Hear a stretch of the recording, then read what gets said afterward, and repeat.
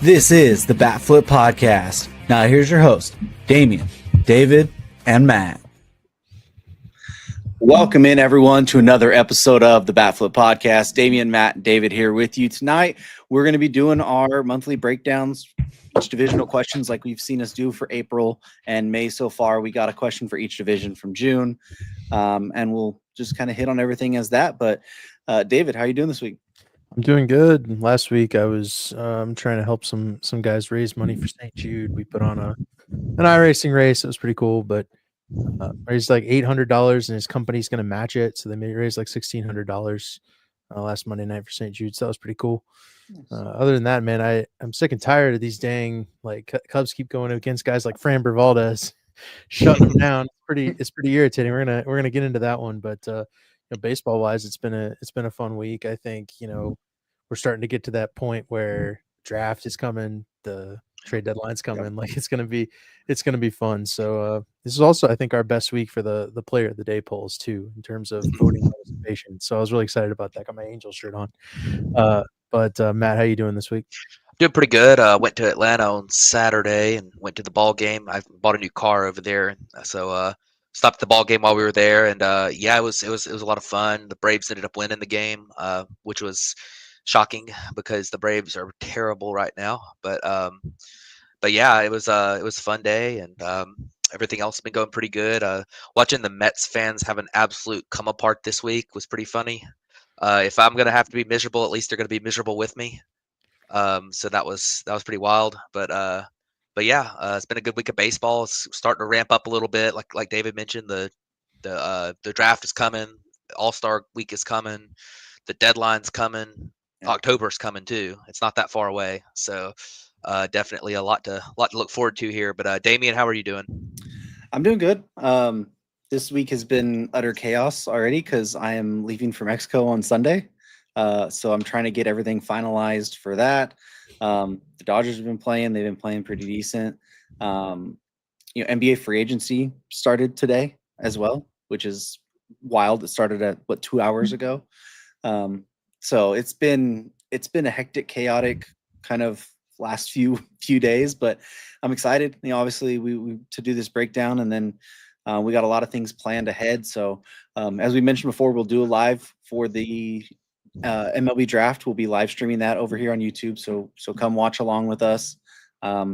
Get our very, very highly educated opinions on the players that were drafted and where they're drafted to, because we'll be very, very good at that. I'll tell you for sure. We have no bad opinions compared to people that we don't really know. Never had a bad opinion. Never. Right. But yeah, and don't forget to like, comment, subscribe on this video. Make sure you tune in for that live there, but help push us out. I mean, anything you do helps push us out to the algorithm. Any like, any comment, throw a subscribe up, like anything helps here. We're trying to bring you guys more content and every week. And we made the switch to entertainment. So if you want to see maybe some NBA free agency videos or something else, let us know. I mean, we'll definitely go on to that. If you think we are going to be bad with our prospect opinions again drafting there, wait till you see some basketball ones or something else there. So just let us know. We want to open up to a whole bunch of other things, but I guess my little opening spiel is done here. But let's get into the June questions, because I think we have some really interesting topics to really hit on here. First, let's start with the American League East, and they have found a way to do it again, and that is the Tampa Bay Rays. They have seriously been on a roll lately. I think as of right now, they are, a half game back, if I'm remembering right? They're game and a half back. Game and a half back. They lost yesterday. Losing right now too, but only a game and a half back of the New York Yankees for the AL East lead, and they are the first wild card team at the moment. So, we always say don't doubt the Rays. I think I doubted them this year in our predictions, but that's no bad predictions, no bad opinions here at all. But how they keep doing it, they keep proving us wrong time after time after time. So David, How do the Rays continue to do this? And do you think they are a legitimate division threat to the New York Yankees? I'd be crazy to say they're not, right? Right. This is just what the Rays do. They just cycle in the new talent, right? It doesn't really matter that they traded away Isak Paredes, who's come on and had a fantastic season for the Astros this year. Like it doesn't matter that they've had really big time injuries and starting pitching, trade away Tyler Glass now and all those things. They're just getting it. Junior Caminero kind of looks like a future superstar type guy. He might not be the best fielder over there at third base, but he's got like 20 home runs before the break. Like he's having an amazing year. Damian nailed the Jonathan Aranda breakout pick. I gotta, No bad I'm opinions. never gonna give Damian credit, but Damian absolutely just Yeah, nailed that was Jonathan good. Aranda being really good.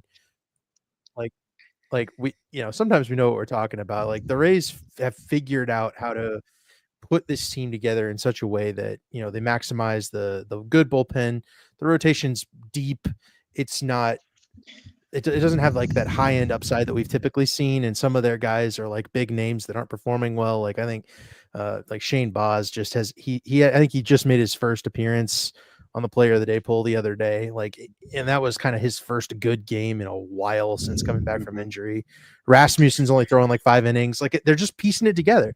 But it's the Rays. They know how to do this. And when we get to the deadline, like I would completely believe that the Rays trade away somebody you're not expecting at the deadline, because that's just what they do. They call up, Joe Boyle or somebody who's still sitting in AAA, and he'll change the outlook of the rotation again. It's just what the Rays are going to do. I think they absolutely can continue on, but it's been a great season. Yeah. Called out the guys I want to call out. Like this is a great start for the Rays in a year that we thought they were not going to be very good. Yeah, I want to second basically all the stuff you were saying. The one thing to keep in mind with the pitching for the Rays, they've had a lot of the pitching injuries over the last few years. And when Glasnow was there, he was oft injured, and that looks like a pretty good trade for the Rays right now because he can't stay healthy with the Dodgers either. And Ryan Pepio has been really good, by the way, his entire time he's been with the Rays so far. But the thing for the Rays this year that I think has really set them back onto where they had been for several years, they've been super healthy on the mound. I mean, they've had 6 pitchers all season make a start, and one of them and Joe Boyle only made 1 start this year. He pitched 5 innings. The rest of them have all made every single start. So that's been a huge deal for them, just having that continuity in their rotation. And these are guys that need that continuity. Guys like Shane Baz, you mentioned. He was a high-end prospect who has been injured so many times that he's never really fully gotten his feet wet in Major League Baseball, got comfortable. Well, he's starting to look like he might be getting comfortable now. He's getting better as the season's gone on. He's and he's been pitching every 5th day. Right, Drew Rasmussen's another guy that just hasn't been able to stay healthy generally, and he's been very healthy, and he's got a 2.45 ERA this year. Now he's not pitching a ton of innings, 84 innings on the season, but still, I mean he's made all his starts and he's pitching at a very effective level. And then of course the Rays always figure out the bullpen, and I want to shout out too that their bats have been really solid. You mentioned Caminero, but in Aranda, but Yandy Diaz has kind of been back to form. Brandon Lowe, who a few years ago was thought of as like one of the best second basemen in baseball, he's back. He's got a 130 WRC plus right now. I mean, they have really hit the ball well. Even a guy like Jake Mangum, who is kind of a long time minor leaguer, has come up and he's got a 115 WRC plus. I mean, they've just had a lot of things go right. And when you have players, a team that's got a lot of young guys all the time, and you're going to have years where they all kind of click at the same time. And I'm interested to see what they do at the deadline, because I don't know if we talked about it. I don't think it had happened yet last week, but Wander Franco has officially had his sentence from in the Dominican Republic, which obviously was kind of we were expecting it, but it's official now. The types of the Rays can kind of say, well, there's no chance anymore that he gets found not guilty, and we have to find a way to pay the money on his contract. Obviously, he was never going to play again, but now he's not even able to get back in the country on a visa, so he's going to stay on the restricted list, and that clears up payroll space that the Rays maybe had earmarked a little bit as saying we need to make sure we don't end up owing a lot of money here. well, now he doesn't. They don't have to worry about that anymore, and they at the deadline they might be able to be a little bit aggressive, bringing in somebody who's owed a little bit of money. So I definitely think they're a contender here. The Yankees have kind of struggled lately. The Yankees have the same issue they've had for the last several years. They're just not deep enough. And I mean, I think the Rays are right here and have a chance. Yeah, I think the Rays absolutely have a chance now. Like we mentioned, the offense has, they've had performers, guys we weren't even expecting to perform as much. Caminero, Aranda. Like I expected a breakout for Aranda, but I didn't expect him to be leading the American League in for like first baseman in all these offensive categories. I didn't expect him to have almost maybe I think he has over a 900 OPS. Or it's like I didn't expect them to have over that. Yep. Like it's at 900. Yeah, like it's crazy, like the way they do this. And think about how good they could be if Baz had been pitching better, if they actually had Taj Bradley pitch decent, if they just called up Joe Boyle and let Joe Boyle continue to pitch, who's been good. Don't forget about one of the top 5 pitchers in baseball last time he pitched that's about to come back in about a month. I mean, McClanahan is starting to throw full intensity bullpen sessions now. He's going to go to a rehab assignment fairly soon. That's another guy to add in. If he can get healthy this time, because he was close to doing that last time, and then the other thing came up too. So, if they have McClanahan, then great. I'm not counting on him to give them much this year, but I'm just talking about like how good they could have been already still if they had guys like Boyle, who has Rays have seemingly tried to do it again, where like he's now only walking. I say only, but he's only like 3 walks per 9, where he was at like 7 before. It's like they've done it again, finding out that like he's been super effective. If they just called him up to replace Bradley or Baz, think how good they might be. Like I absolutely think the Rays are a threat. The one thing that we do have to watch for is that they've played a lot of their games at home already. Like their second half schedule, a lot of those are on the road because of worrying about Tampa weather with not having a dome there, in the late summer to early fall. So you typically play worse on the road. So that's going to be interesting to see how that ends up lining up. But I absolutely do think that they could be a threat because of another point Matt mentioned. Like the Yankees are not that deep. Like they've been playing decent baseball, but again, like right now you're relying on Clark Schmidt and Marcus Stroman are 2 pieces in your rotation. You were relying on Ryan Yarborough as a big piece of your rotation. He went down with an injury. You got Giancarlo Stanton back, but some of that offense is hit or miss still too. Like Aaron Judge can only carry so much. I would say Jazz has been really good as of late. It had some big games for them. Cody Bellinger's been pretty solid for him, but you still worry a little bit. Now, that's not to say the Rays are the deepest team in baseball, either, but they also find a way to just have some unheralded guys perform really well at times. So I think they can be a threat, but I still think the Yankees should be favored at this moment. Yeah, I'm with you, and I do want to shout out real quick the Blue Jays too. The Blue Jays have been pretty good. They're only 3 games back, and they have some form of a chance. Max Scherzer just came back from injury. We'll see what they get from him. But the Blue Jays are also right here, and Alejandro Kirk's having an insane year right now. So that's just another team to kind of look out for. It's really become a 3-way battle where for a while there, everyone was thinking the Yankees were just going to run away with this thing. Yeah. So let's talk about the American League Central now. And this one is just completely ran by the Detroit Tigers, who have an 11.5 game lead over the Cleveland Guardians right now, 12.5 over the Twins, 13.5 over the Royals, and then obviously 24.5 down to the Chicago White Sox. But Tarek Skubal doing Tarek Skubal things. We'll talk more about him later. I'm sure we'll talk about him more later. But this is a question that I posed because I kind of felt like it. But have the Tigers already wrapped up the American League Central? I mean, probably. I think the Tigers have wrapped up the American League Central, and that I don't trust any of the teams other than the Tigers to get hot here. Yeah. And even if the Tigers, in another division, the Tigers could, play like 500 ball the rest of the season, and someone could maybe catch them. But in this division, none of these teams are going to play they'd have to play like 700 ball, and there's just not enough talent on these rosters to do that. So, I mean, the Tigers are definitely they've built themselves such a cushion here that I'd be shocked if someone even came close to catching them. I think you kind of look at the Twins and the Guardians as, are they going to contend for the wild card type thing? Can they turn it around? But I don't, and the Royals really still kind of.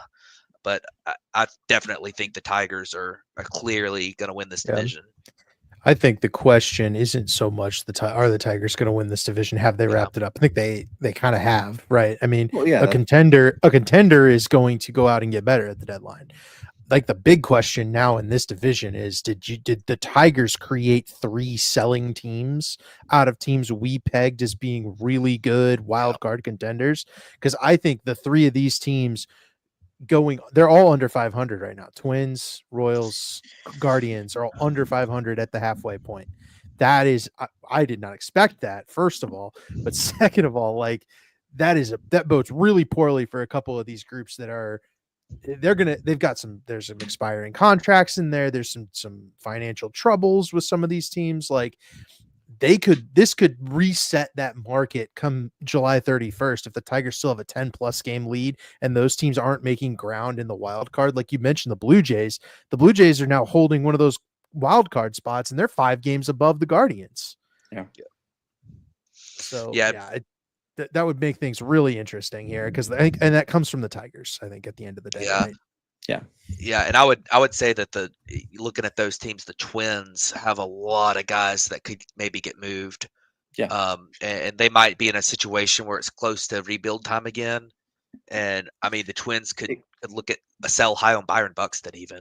I mean, he's healthy right now and he's just absolutely on fire. So especially with the potential impending sale of the franchise. Like there's a bunch there. Obviously it got set back because of the Ishba, deal with Reinsdorf to go take the White Sox. That was who's supposed to buy the Twins, but the Twins are still actively looking to sell the franchise.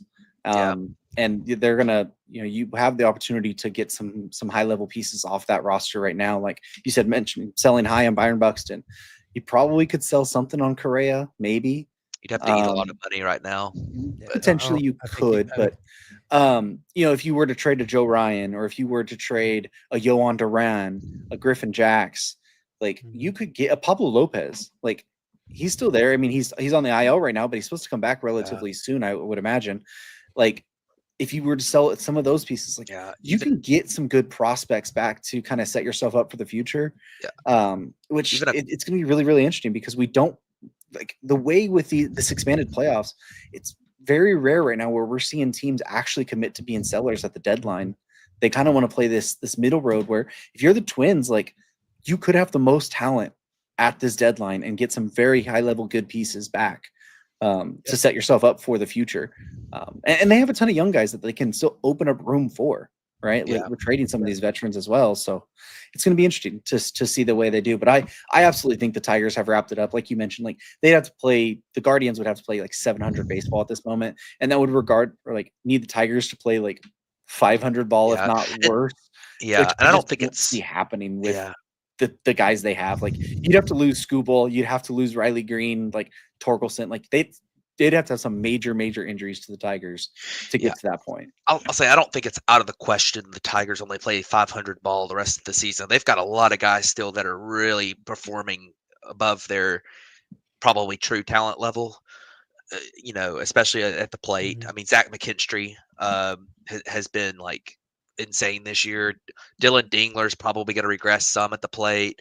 Look at, I mean, I still don't fully buy into the Javier Baez reboot, but he has been good, but I don't want to take anything away from any of these guys because they've been really good. Like, don't get me wrong, but I don't know that they're going to continue to play this level of baseball, but I mean, they've built such a cushion. And then once you get to the postseason with these guys, like, I mean, you're going to have a rotation of obviously Tarek Skubal, who is the best pitcher in baseball.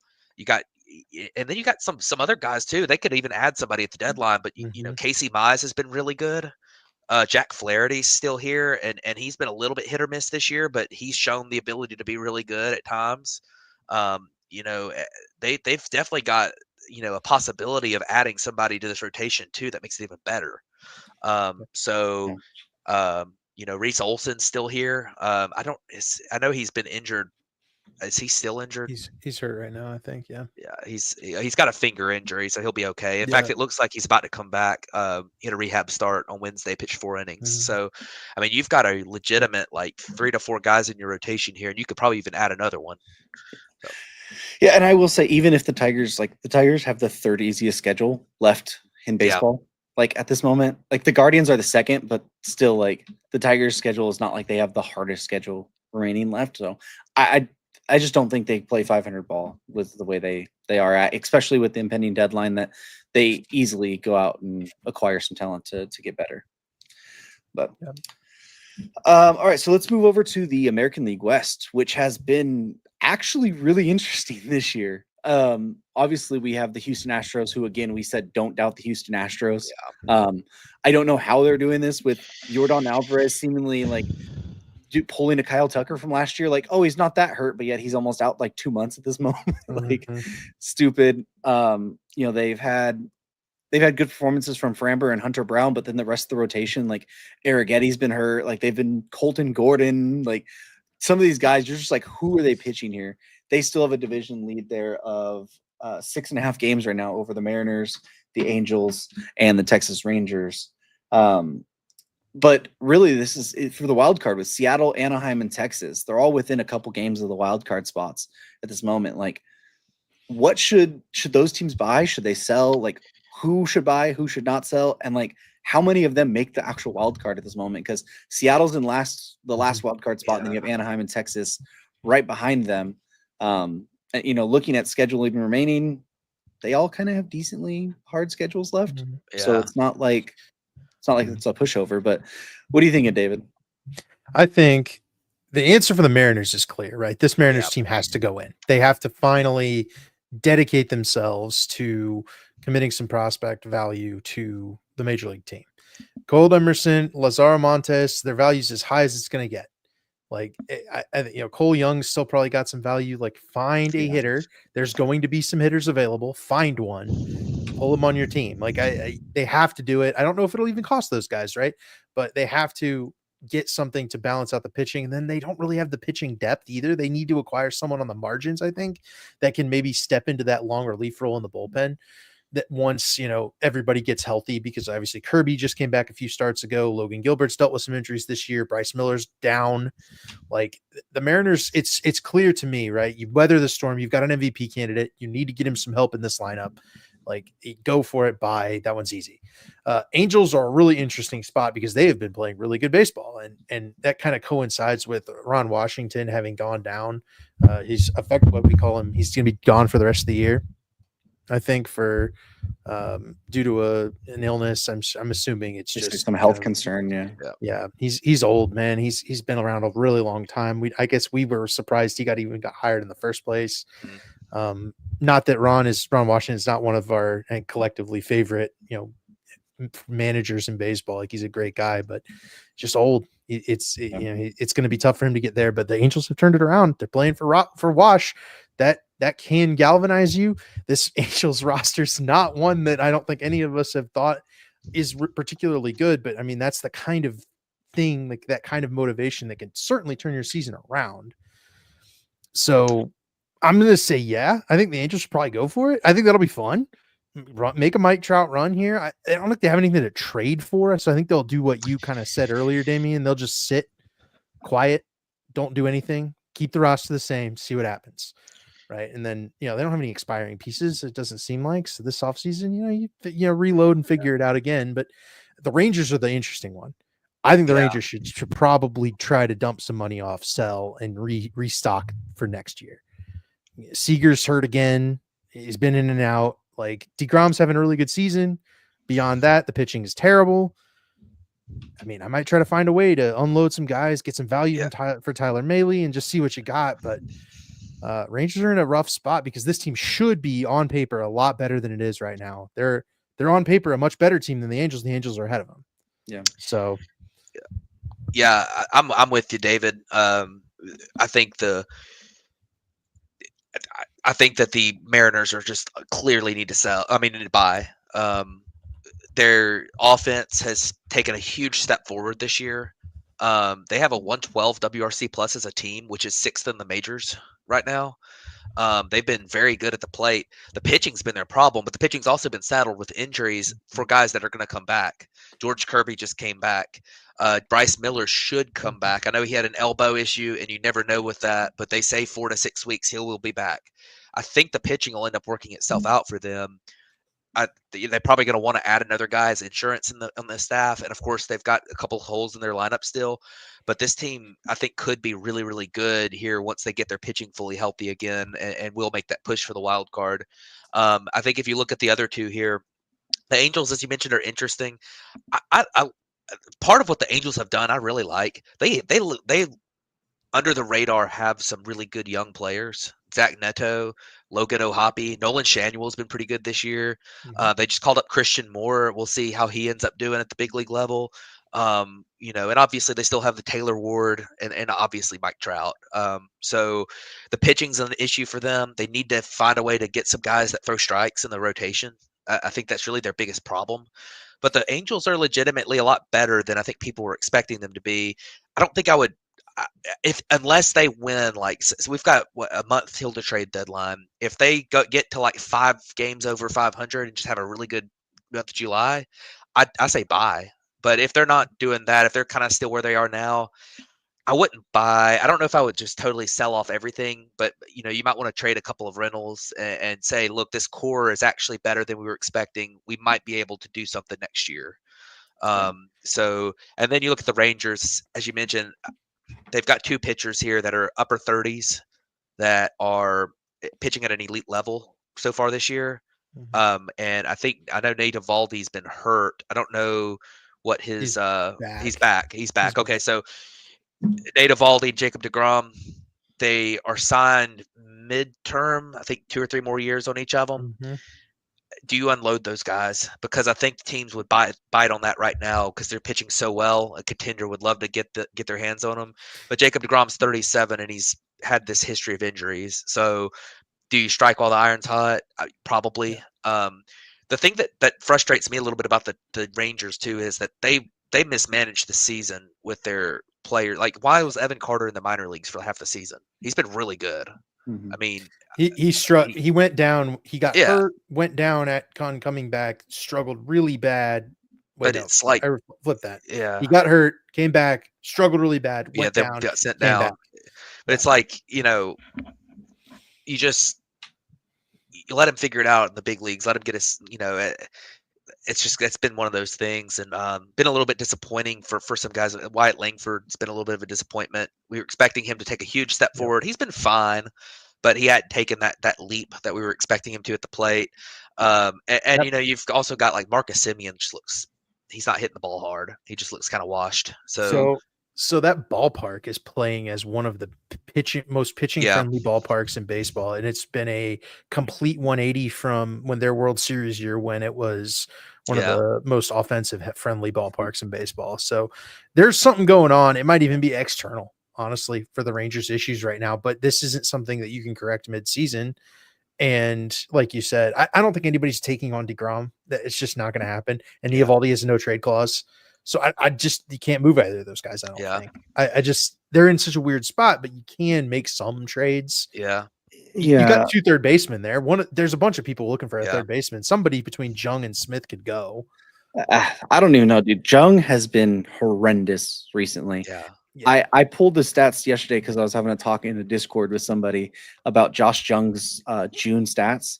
You guys want to take a guess on what Josh Jung's WRC plus was for the month of June? 0. I don't know, like 5. 27. Okay, well, it's undershot it. That's all right. He batted 165, 220 on base, and a 235 slugging. Yeah. He's been horrendous. The thing with Josh Jung is if he's not hitting for power, he's pretty useless at the plate because he just doesn't walk. His plate appearances aren't very good. Chases a lot. He's got to hit for power to be good. Yeah. So. They have. I think what should happen. I think the Mariners should buy. I think the Angels should soft buy. I don't think they should stay pat, but I think you should go and try and get some people on the margins to help you get better. Get a 5th starter in there. Get a bullpen arm and maybe get like a utility bat or something to help just throw something there. Show like you can go technically get a right fielder or something because Yeah. right now, like sure you have Trout, but like they've been DHing him a lot, and right now they literally have like Lamont Wade playing right field. I don't want Lamont Wade playing right field on a team that I'm trying to make the playoffs on. Yeah. And then the Rangers need to sell. Like you have some guys, Adolis Garcia, you could probably get rid of. You can probably get rid of Molly at this point. You can probably get rid of Patrick Corbin on a 1-year deal for a team that wants a 5th starter. Like he's pitched pretty decent as well. Like you Chris have some Martin. bullpen arms. Chris Martin, I was gonna Yep. say. That's a big Luke bullpen arm. Jackson, you'd probably get like a flyer prospect on, but like you got to do something, right? Like you have Jock has been hurt, you have Jake Berger has been bad and hurt, Wyatt Langford too, like Cody Bradford just got out like missing the whole year. We just got that like a week or two ago. Like you have so many different injuries here with guys underperforming. Like I know you're 2.5 games back of the wild card, and you can convince yourself that we've had a lot of guys underperform. If they all just some of them just get hot, and then the other ones get back to a median level, like they're going to be good. But that's how you kind of ruin your team. Like you can really set yourself up to be decent, in the years following if you just make a little short-sighted move here with selling. But yeah, their window of contention is 2 to 3 years, basically, right? Because Seager and Simeon are mid-30s, DeGrom's old, right? Eovaldi's mid-30s, like, but they're all in for 2 to 3 more years under big contracts. Like your window is near term. I can't sit around and wait for Wyatt Langford and Evan Carter to figure out major league pitching, right?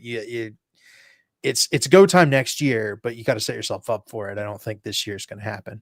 Yeah, I think you definitely can set yourself up to let those guys figure out major league pitching, but you need some of your other guys to be decent, right? If Jake Berger, Jock Peterson, Corey Seager, and Marcus Semien all played up to their capabilities, and Adolis Garcia, like to their normal abilities, not even like a great season, you'd be fine with Evan Carter and Wyatt Langford being down at the bottom of your order trying to figure it out. The problem is everyone across the board has been bad this year. So I think that's what I think the Mariners should buy. Absolutely. Whatever the best bat is available, the Mariners should be doing everything they can to acquire them. Because you need more offense there. You need you got your pitching, you got Logan Gilbert back. George Kirby just came back. Brian Wu has had an incredible like breakout season as well. I don't think you even have to really worry about the pitching. Like I think you're good enough there. Just get offense and you will be just fine, in my opinion. But let's go talking about the American League or the National League East now. Matt's favorite division here, and he's gonna love this segment because we get to talk bad about the Mets, and he loves talking bad about the Mets any chance he gets. So Matt, other than that they are the New York Mets, what is wrong with that team? So I think a couple big things with the Mets that gave them a little bit of false hope early in the season are that their early season schedule was extremely easy. They had a lot of games against the Rockies. They had a lot of games against the Marlins. They had a lot of games against the Nationals.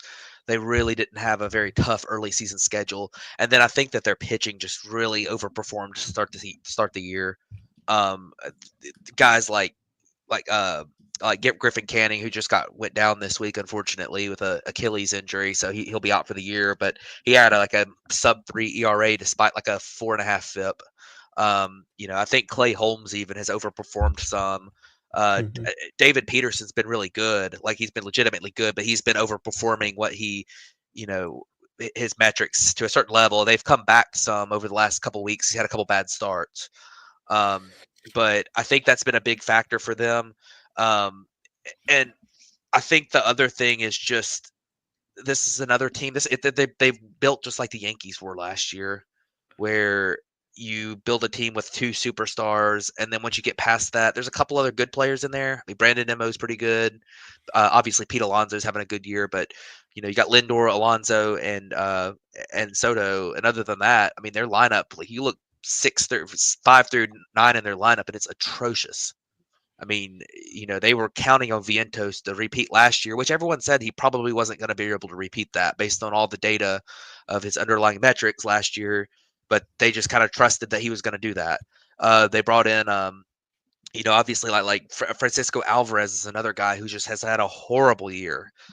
He got sent to AAA last week. He's been so bad. Now they've got Luis Torrens catching basically every day. So, there's a lot of issues with this team. I think their biggest issue is gonna be the pitching from now on. They're not only are their pitching's just not that good to start with, they're also injured now. Sean Manaea is hurt. Kodai Senga is hurt.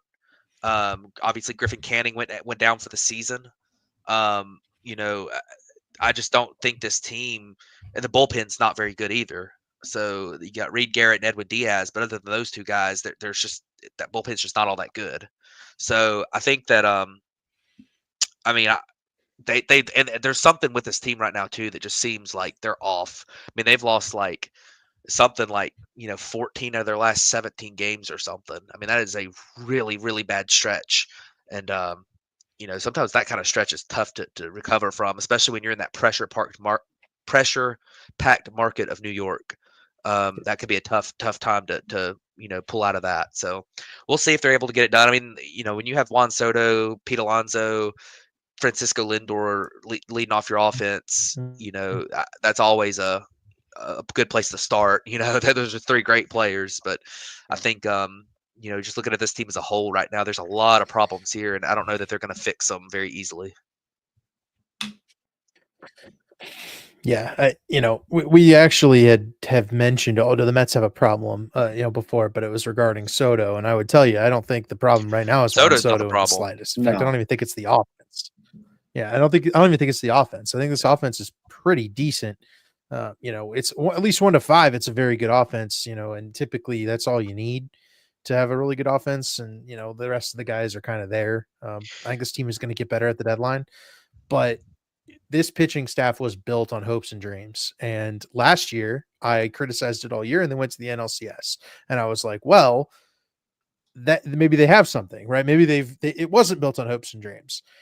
And this year they doubled down. They went, oh, Clay Holmes will be a good starter for 150 innings. And it's like, he was a good starter for the first 75 innings, but since then he's not been very good. But like, that's the typical workload for a reliever. Like Clay Holmes is in uncharted territory right now. Expecting good pitching out of him the rest of the way it's hopes and dreams. Yeah. And I don't know that this team can. They're going to go out and they're going to spend prospects and money, and they're going to go try to bring somebody in that can, they'll try to they'll stem the tide of the injuries in this rotation. They're going to try and bring in as much as they can. Like this is going to be the most aggressive buyer because you can't waste year one of Juan Soto. Right. So they're going to go out here and do it. But I don't know if there's enough that's going to change the way this is already trending. Yeah. So yeah, I think you're completely off with Clay Holmes. Like he's over the past 2 months, he has a 3.14 ERA. Like he's been actually really good this year. I don't think Clay Holmes is the problem. I said he was good. I'm saying he's not going to be good going forward. You can't trust that. Yeah, remember Clay Holmes also has way overperformed his metrics too. He doesn't have any swing and miss. He's walking a bunch of guys. He's got like a 4.20 FIP and a 2.97 ERA. I mean, that's not a sustainable difference. There's some guys that sustain 0.4, 0.3 typically, but that's not a sustainable difference. The point was we said he was bad. Like he's been bad. Yeah. Like, and he hasn't been bad. He's been good. Yeah, I said he pitched 75 good innings, and then he's had a couple bad starts, and I don't know if that's going to continue. But anyway, go on. I don't think Clay Holmes has been the issue for these guys. Like I don't think that's been a problem. I think the problem has been you haven't had one inning pitched from Sean Manaea this year, like who was legitimately great for you in the second half of last year. We documented his change in his delivery and unlocked a lot there. You've had basically nothing from Kodai Senga either. Like Griffin Canning was decent, but then you got hurt from him, or he got hurt. I said nothing from Kodai Senga. I was looking at the wrong stat line there. I think the stat line I hit was Christian Scott's, which is not good.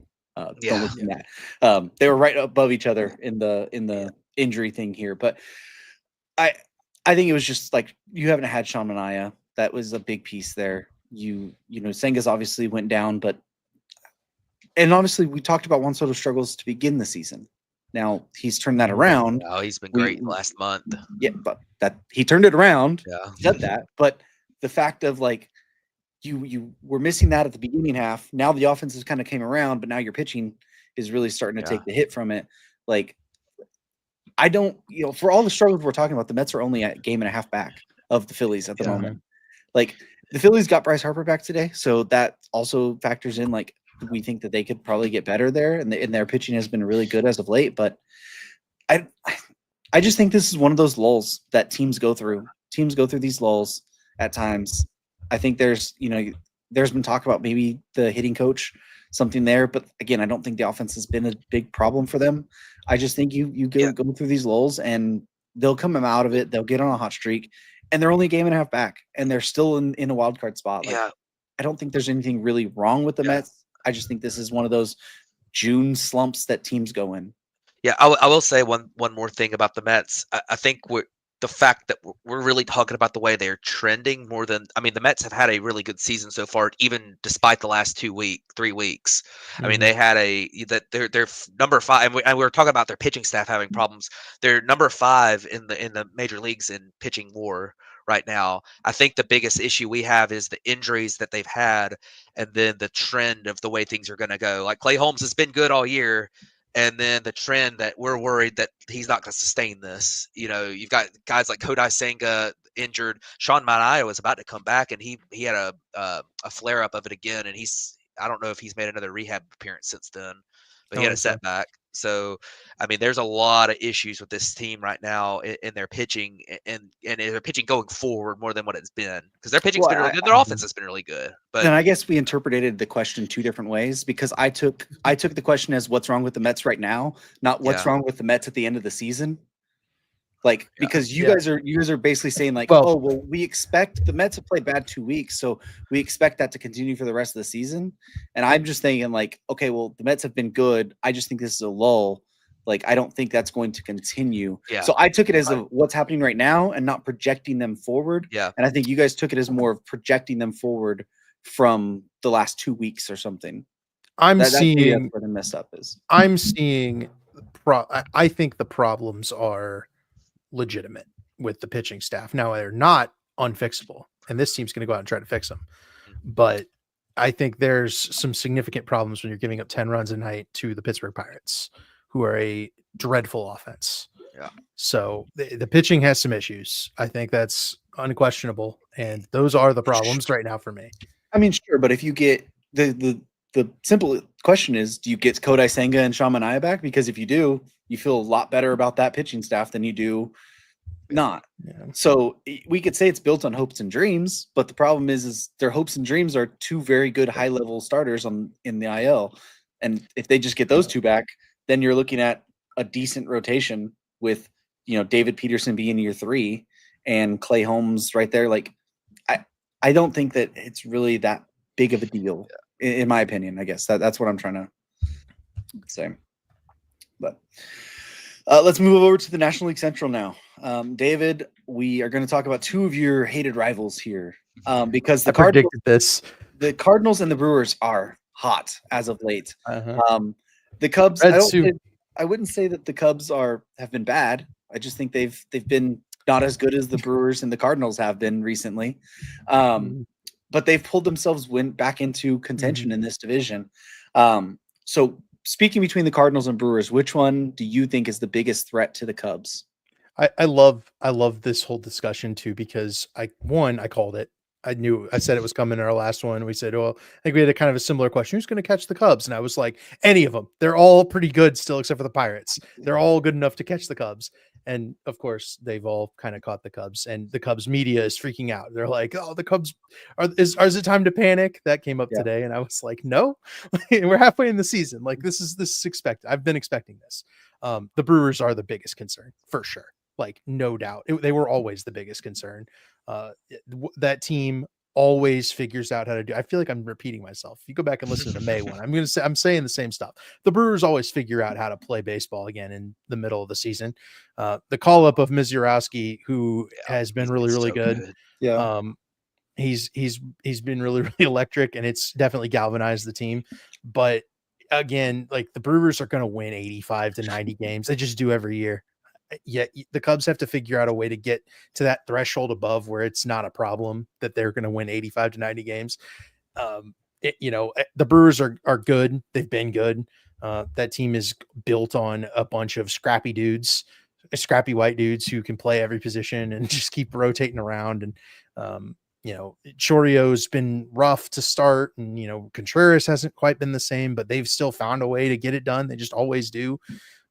That's how I always feel like the Brewers are going to go. And, and entering this deadline, I mean, they should probably buy, they probably need to keep pace with the Cubs in turn. Cause we know the Cubs are going to buy. We've been talking about it since the season preview. We said, the Cubs probably need to buy at the deadline, get starting pitching. And guess what? There's all the reports. We had Robert Murray today saying the Cubs are hunting for starting pitching. They're everywhere. Like, we've had the reports of them talking with the Pirates about Mitch Keller. Yep. Like the Cubs they're trying to go in division to get pitching. So the Cubs are going to get better. Like, that's bottom line. The teams as they stand are not going to stay the same.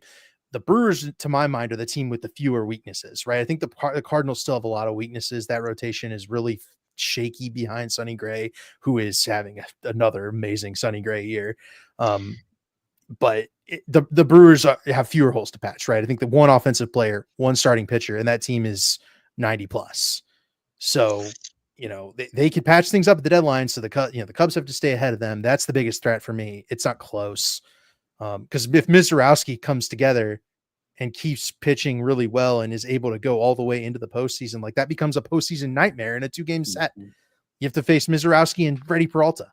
That's horrible. Like, it's a nightmare. So that team needs to get to the postseason with this kind of arsenal. And so, can we also investigate what the Brewers have done with Quinn Priester? Yeah, he's been good. Dude, they gave up a comp pick for him, like a 30 overall for Quinn Priester. And at the time, we were like, what? And they figured him out. 3.35 ERA, 3.97 FIP. Like, he's been good. I don't know what the Brewers have done there, but also part of this stuff.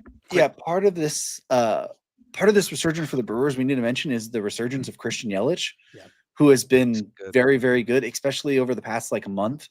Like, he has a 374 batting average and a 430 on base over the last month.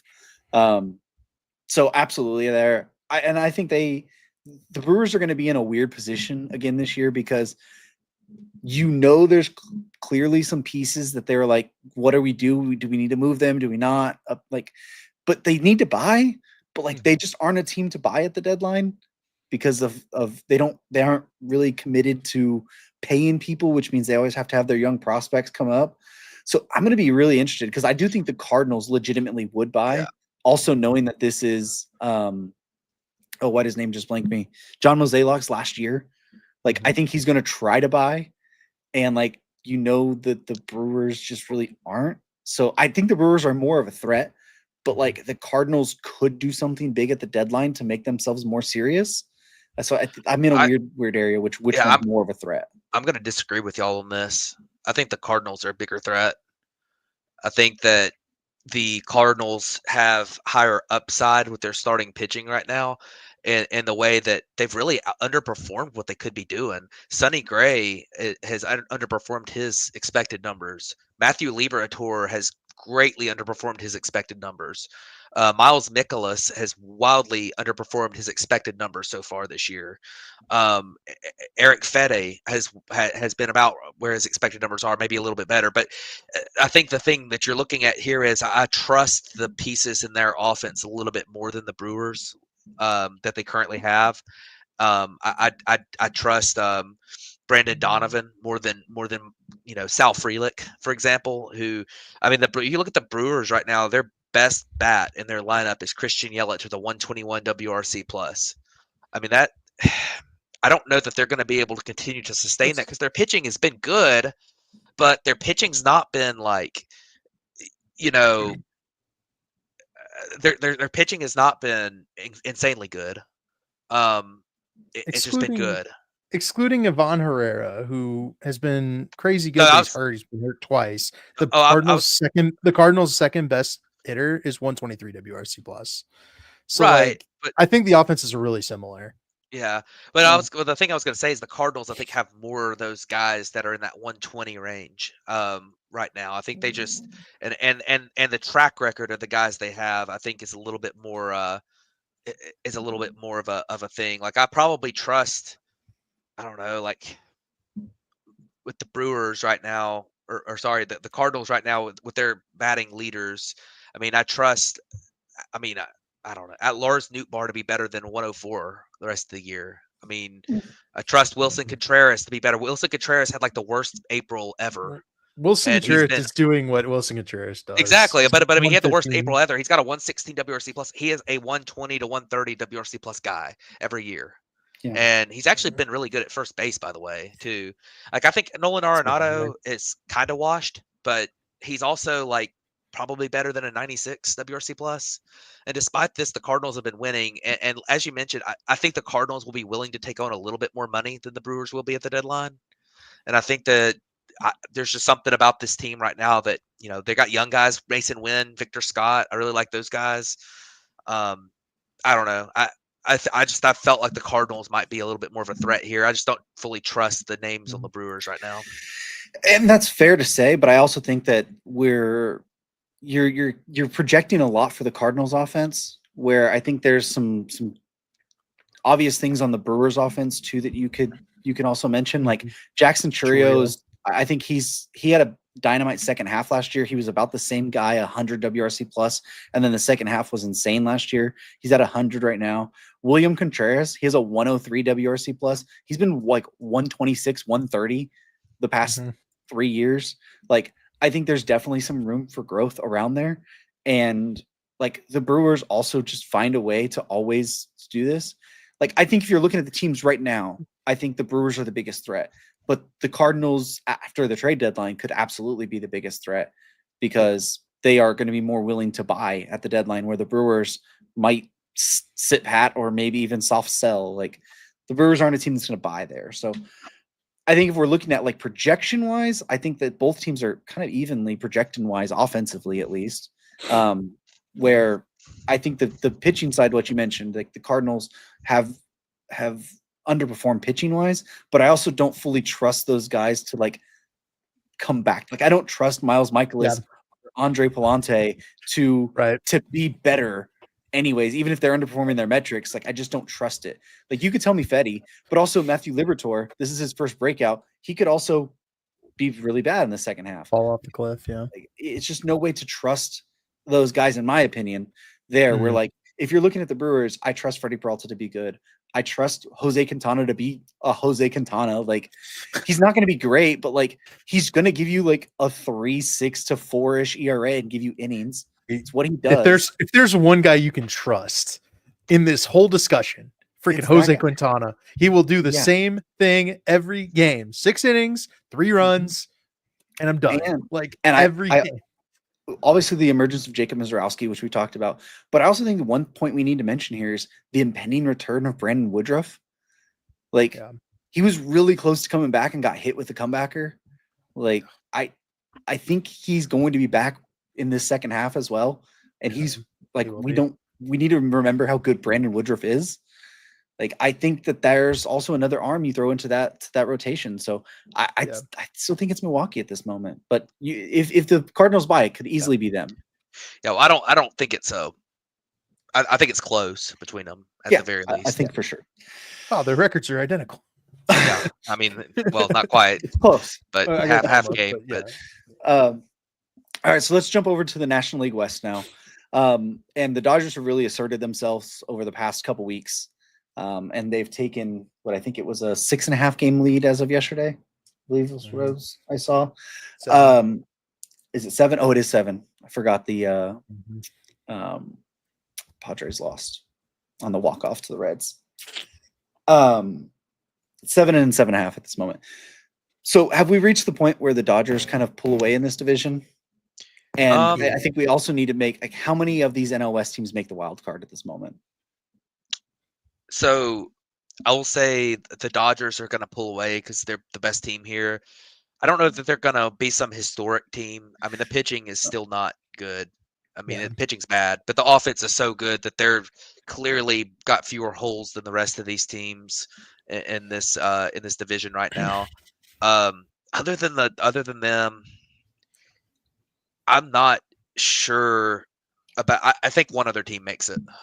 Um, I don't think both the Padres and Giants make it. I think the Diamondbacks have dug themselves enough of a hole where they won't. Plus, now their best pitcher's out. I mean, for the year, so I don't think the Diamondbacks. I think they're going to end up being like one of those teams that soft sells and retools for next year.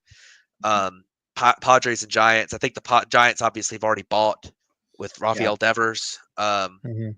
So that was a big move that they made, but they've got some injuries themselves. I don't trust the depth of their pitching staff, and the Padres. I don't trust their depth either. I mean, they've gone through this thing where they sold off so many players that really they had a deep roster with superstars, but now they've got the superstars. Fernando Tatis Jr., Manny Machado, and Jackson Merrill, but the depth is not.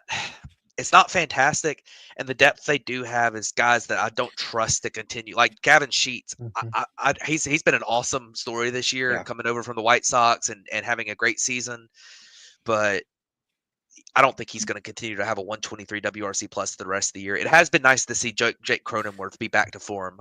That's been good because he has had a couple of rough years, but I mean, it's hard to say with the Padres. I think if a team makes it, it'll be the Padres out of these three or these four. Obviously the Rockies are crazy bad, but the three above, the We're three going between the 40-0, Dodgers, baby. the three between the Dodgers and the Rockies. I think that the Padres are the only team that really has a good shot to make it. I think the Giants have a shot, but I think if I had to pick one, it would be the Padres. And I think there's a world where none of these teams make it. I mean, look at the NL Central with the three teams being really good there. Look at the NL East with the Or two. I mean, there's going to be two NL East teams, I think, and then there's Yeah. probably going to be two Central teams. And you got to think about like what if the Braves got super hot? They've got the talent. What if the Reds got hot? They've got young guys. they're I mean, yeah. they're right there. I mean, and obviously the Cardinals and Brewers could get hot. Yeah. They I already wouldn't have, yeah. be. Yeah, I wouldn't be shocked if none of these teams made it other than the Dodgers. I am gonna go with that the Giants make it because I don't think the Giants are done adding. I think they It's have to possible. continue to push. This is they've opened their window basically, right? With Devers, with Chapman, Buster Posey taking the helm, Logan Webb still being a Cy Young contender. Like the window is now. They need to probably address the pitching staff, bullpen. Like I think there's some obvious needs that they can attack. The Padres, I don't know. Preller's going to go for it, right? Like Preller's going to try for something. Mhm. They need a bat, they need a left fielder, probably acquire Tommy Pham or something. Like, like that. There's some obvious paths forward for the Padres. But the problem is that Michael King and who's been hurt and Dylan Cease are both free agents after this year. They're keeping either none or one of them. One, I Probably think. none. I Probably think they one. keep King. I think they keep King. Yeah. He might have. I think does he have a player option into the money this year? I It's think. they did some weird contract that helped them in the luxury Yeah. tax this year, but gave him money. It's weird, Yeah. but I think they keep King because he's probably more team friendly-ish to work with. Yeah, and Cease goes because Cease is a Boris guy, Yeah. and I just don't know that clubhouse is close enough. We talk about the stuff with like the Angels. We talked about some of the motivation, the Brewers, the Cardinals. Like those groups are always really well knit, well managed. It just never feels like the Padres are particularly well managed. Like every year that we've been in on this Padres team, it doesn't feel like this is something they can overcome. Right now, they are out of the wild card despite being 7 games over 500. Like that is tough. That's a tough thing to be playing around. Yeah. It's weird because I have this sneaking suspicion that AJ Preller is going to try and figure out something some way. Like, Yeah. I wonder if there's almost an avenue where he ends up trading Dylan Cease at the deadline, but then, like, let's say goes to the Twins and says, "Give me Byron Buxton and a pitcher." Like maybe it's Joe Ryan, maybe it's not, but like Yeah. he does something to get them because they need an outfielder. They really do need like Right. really a left fielder. So Buxton might not fit, but maybe if you put him in left field, he stays more healthy. And then maybe if you get, another guy who Joe Ryan who has 3 more years of team control, like they do something there because this team's pitching really is bad. They haven't got an inning from Yu Darvish. Like he's still kind of throwing bullpens. And who knows what's going on there? Michael King's obviously been hurt. Cease has been bad. They've got some nice performances from Nick Pivetta so far has really performed well. But the rest of it, it's like, okay, Randy Vasquez, he's due for some heavy regression. Stephen Kolek, Matt Waldron, like Ryan Burgett, or Berger, he was pitching decent, but then he got hit and like I think he hurt his elbow or something. Musgrove's been out all year. Like there's this team just pitching wise, it's very not good. And then you've had like Fernando Tatis had a really good start to the season, and then he's been really bad for like a month and a half. Merrill has been slumping. He was just out also with concussion stuff. Like Xander Bogaerts has had a really bad start to the year. He's kind of figured it out the last couple weeks. But you're also relying on like Bryce Johnson as your outfielder, your left fielder right now. Right. You got Martin Maldonado and Elias Diaz as your catching duo. Like there's so many questions with this team that like I want to say they're good because they absolutely have the capability to be a good team. And it's just like they're finding a way to not be. And it almost gives me more confidence in the Giants at the moment because the Giants do have some pieces that are playing really well. And they have the capability that they've shown already that they're going to get better. And I just don't know if the Padres at the moment, especially given the financial constructions they were at through the offseason, have the ability to really get better. I'll say one last thing about the Padres.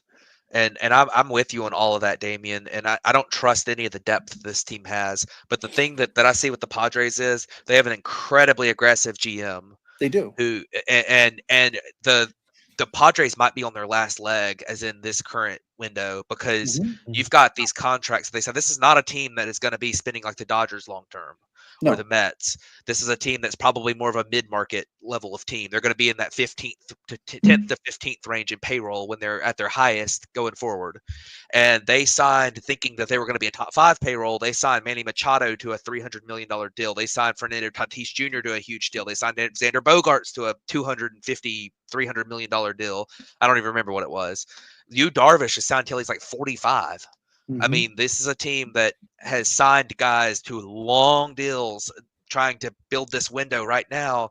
But those guys are all, you're going to be paying a lot of your payroll to guys who are 35 years old here in about a year or two and aren't very good anymore. Because I don't think Manny Machado is going to continue to do this till he's 50.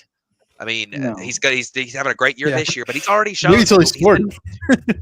Well, he's been more inconsistent the last couple of years than he was earlier in his career. I mean, there's no lie. Like last year, he was not as good as he's been great this year. Don't get me wrong; he's having a resurgent year. But you see this with veteran players sometimes that they kind of the decline is not always falling off a cliff. The decline is not always steady either. You might have a couple of years where you kind of don't look as good. Then you have a great year, and then you kind of go back to the decline a little bit. So I'm not saying Manny Machado's falling off a cliff and he's going to be bad next year. That's not what I'm saying. I'm just saying that once you start to get into the mid-30s with these super expensive players, you start to have these concerns, and the fact that's coming might make them be more aggressive this year at the deadline. Yeah. I also want to quickly lament the Diamondbacks, if I can, to change gears but end the conversation on the Padres. I just want to note before, because we're over an hour already, I want to note that the Diamondbacks is so disappointing. What a disappointing season for a team that I think all of us really loved. I mean, I think they're nearing the decision make to sell. I think if you do sell off this team, right, you sell off Merrill Kelly, Eugenio Suarez, maybe Josh Naylor. I think he's only 1 year. And then Zach Gallen. I don't think you can get anything for Zach Gallen. I think Zach Gallen is completely a useless piece right now because he has been so bad. He's leading the league in earned runs allowed, homers allowed, everything. It's been a disaster for Zach Gallen. Somebody will take him on, I think, but you'd have to pay the whole contract and get almost nothing back. You can't do that. So maybe just hope he gets, you can qualifying offer him and, have him on a 1 year deal. It's at this year. He's a free agent. No, I know, but I'm saying his contract total was only 13 and a half. Yeah, so it's like 6 or 7 left on him still. You could probably get something. Somebody will take him and think that they might be able to fix him. But I mean, and maybe Shelby Miller could be traded. But again, there's the pieces are there to, I think, formulate a really nice seller here to provide access to a lot of these teams. We've talked, how many times in this show have we said such and such a team needs help in starting pitching? Well, Merrill Kelly is a playoff starter, years and years of playoff success. That guy is going to be super valuable, and he's not going to be that expensive on the half, rental contract. Eugenio Suarez is a 140 WRC plus. Any team that needs to kill lefties, any team that needs a third baseman, they're going to be in there. So you know who should Tigers, really get Cubs, Eugenio Suarez? The Seattle Mariners. Yeah, they had him do a already. reunion there. My thought on the Mariners is maybe Josh Naylor works there too, right? Could do both. You throw him at first base. But just there's so many names in this roster that are really good. That means this should be a good roster, and it's just not good enough, I think, to make the playoffs at this point. I will say that the Diamondbacks, if they don't sell, this is a team that I think could get very hot and make it the playoffs. I think this is one of those teams that's right around 500 that could make the run because their offense has actually been awesome this year. The pitching has been awful, but the pitching names are still there. Merrill Kelly, Zach Gallen, Brandon Pfaadt, Merrill Kelly's been really good, but the rest of those guys have all had rough years. But those names are there. They've been good before, and it's hard to believe that they've been as bad as they've been this year.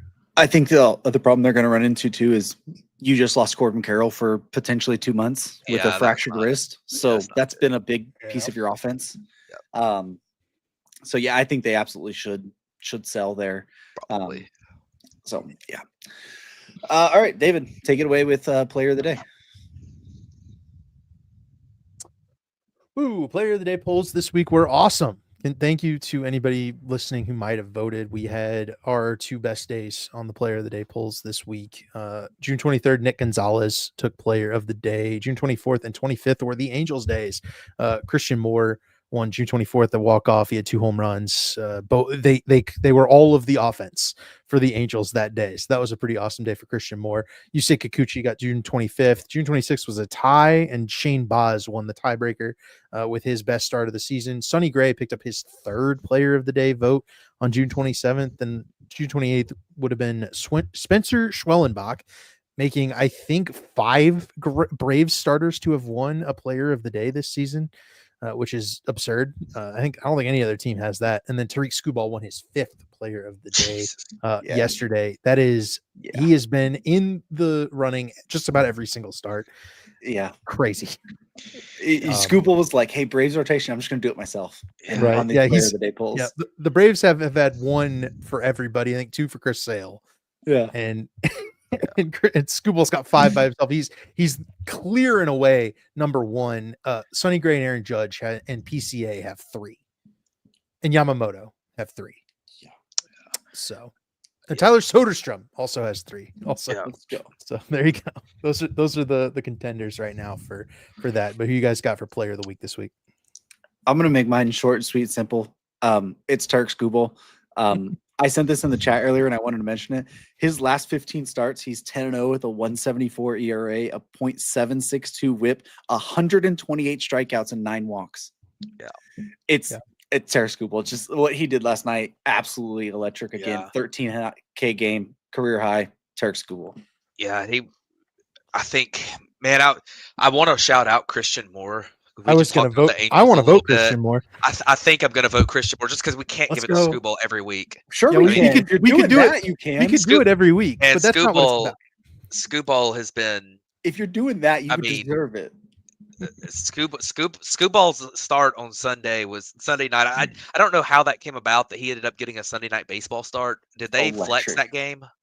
I don't think so. That just by luck of the draw. Well, he deserved to get a big time game because everyone was talking about him too, like how good he was, and I mean, just that was insane. He had like 9 strikeouts through 4 innings with 4 perfect innings, 9 strikeouts, and then Ty France, loser, hits a little broken bat single, and I was angry because I was almost sure that he was about to throw a perfect game the way he was looking. I think it was 8 strikeouts in 3 innings, and like the only one was like a blooper. Like bloop fly out technically, electric. So He was awesome. But I'll say, Christian Moore hit 2 home runs, I believe, in that game.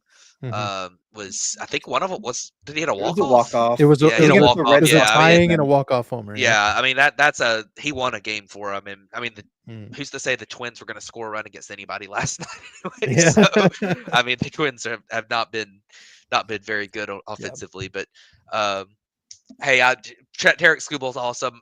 I'll probably go with Christian Moore just because that was really cool. His rookie, one of his first big league games, comes out and hits 2 home runs, a game tire, and then a walk off. Like that's pretty cool. Yeah, I'm going Christian Moore. Not because Tariq Skubal's not a deserving recipient. I think all these guys are deserving recipients of the Player of the Week, especially like a Sonny Gray. He's won 3 times. We haven't given him the Player of the Week once.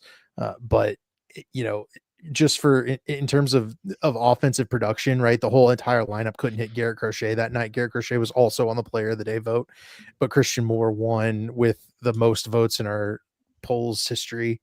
The first one to top 100. So, I'm sticking with that. Going Christian Moore for Player of the Week.